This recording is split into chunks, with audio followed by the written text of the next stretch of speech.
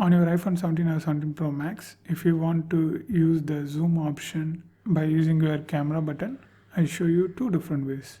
The first way is enter to settings and camera control, camera adjustment, customize, and make sure all these options were turned on. Now single time press the camera button and gently swipe like this. You can see zoom option, selfie. That's it, it's done. This is first way. And second way is open settings, scroll down and open action button and just swipe here and select this magnifier and back, and now long press the action button.